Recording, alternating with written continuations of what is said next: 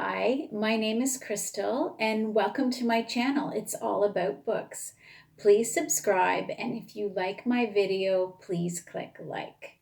When I first started my channel, the intention was to strictly read from my novel, and I finished my novel and had some requests to continue on with reading. So I decided I would do that, read from some of my favorite authors, as well as interview authors and give aspiring writers tips on how to write their novels so they don't make the same mistakes that I do. So that is all about books.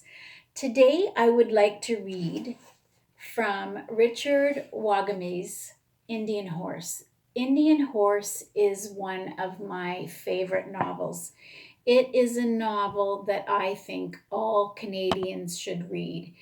If you don't have an understanding of how the residential schools impacted the Indigenous people, this book is a great introduction to that. While I was reading it, I certainly went through all the emotions. I was very angry at our government, at the church, and all of the racism that the Indigenous people have had to face. It's an incredible book. I was so engrossed into it. I will just share this little story with you. I had been visiting a friend in Toronto, and I don't typically take the GO train, but I did, and I brought this book with me to help pass the time. I hopped on the train to get home, and Barrie is the last stop, so I wasn't too concerned. I was just reading. Well, the next thing I hear is the train is terminating in Union Station. And I'm thinking, Union Station? That's where I started. Like, what's going on? Well, as it turns, after a certain hour of the evening, the GO train does not go all the way to Barrie. It stops in Aurora and then goes back to Toronto. So I had missed that little announcement in Aurora and went back to Toronto. So that's how much I enjoyed the book. And a further testament to it, I wasn't annoyed, well, not all that annoyed that I missed my stop, because it did give me the opportunity to finish the book. Without further ado, I will read the first chapter and I hope you enjoy it. My name is Saul Indian Horse. I am the son of Mary Mandamin and John Indian Horse. My grandfather was called Solomon, so my name is the diminutive of his. My people are from the Fish clan of the northern Ojibwe. We made our home in the territories along the Winnipeg River, where the river opens wide before crossing into Manitoba after it leaves Lake of Woods and the rugged spine of northern Ontario. They say that our cheekbones are cut from those granite ridges that rise above our homeland.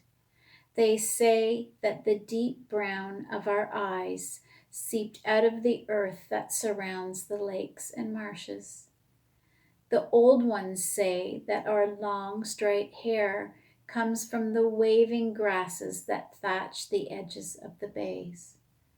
Our feet and hands are broad and flat and strong, like the paws of a bear. Our ancestors learned to travel easily through the territories that the white man later feared and sought our help to navigate. Our talk rolls and tumbles like the rivers that served as our roads. Our legends tell of how we emerged from the womb of our mother, the earth. Aki is the name we have for her. We sprang forth intact, with Aki's heartbeat thrumming in our ears, preparing to become her stewards and protectors. When I was born, our people still talked this way. We had not yet stepped beyond the influence of our legends. That was a border my generation crossed, and we pined for a return that has never come to be. These people here want me to tell my story. They say I can't understand where I'm going if I don't understand where I've been. The answers are within me, according to them. By telling our stories, hardcore drunks like me can set ourselves free from the bottle and the life that took us there. I don't give a shit about any of that. But if it means getting out of this place quicker, then telling my story is what I will do. It was social workers at the hospital who sent me there, the New Dawn Center. They call it a treatment facility. The counselors here say, Creator and the grandmothers and the grandfathers want me to live. They say a lot of things. In fact, they talk all the time, and they expect us to do the same. They sit there with their eyes all shiny and wet and hopeful, thinking we don't see them waiting. Even with my eyes on my shoes, I can feel them. They call it sharing. It's one of our ancient tribal principles as Ojibwe people, they claim. Many hearts beating together makes us stronger. That's why they put us in the sharing circle. There are at least 30 of us staying here. Everyone from kids in their late teens to a few of them in their 30s like me, and one woman who's so old she can't talk much more. We sit in circles all day. But I endure it. And when my counselor Moses ushers me to his office for our one-on-one time, I endure that too. I've been here for a month, after 6 weeks in the hospital, and that's the longest I've been without a drink for years. So I guess there's some use to it. My body feels stronger. My head is clear. I eat heartily. But now they say the time has come for the hardest work. If we want to live at peace with ourselves, we need to tell our stories. I can't tell mine in the circle. I know that. There's too much to sort out and sift through. And I've noticed the younger ones getting all twitchy in their seats the few times I've tried to speak to them. Maybe they don't believe me. Or maybe something about what I'm saying pisses them off. Either way, I can't talk there. So Moses gave me permission to write things down. So I will. Then I'll get on with my life somewhere. Our people have rituals and ceremonies meant to bring us vision. I've never participated in any of them, but I have seen things. I have been lifted up and out of this physical world into a place where time and space have a different rhythm. I always remained without the borders of this world, yet I had the eyes born of one to a different plane.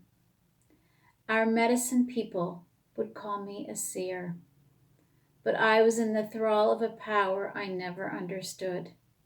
It left me years ago, and I lost that gift, and it has been my greatest sorrow. Sometimes it feels as though I have spent my entire life on a trek to rediscover it. Isn't that beautiful? So certainly in memory of Richard Wagamese, who died in 2017 at the age of 61, an incredible, incredible writer.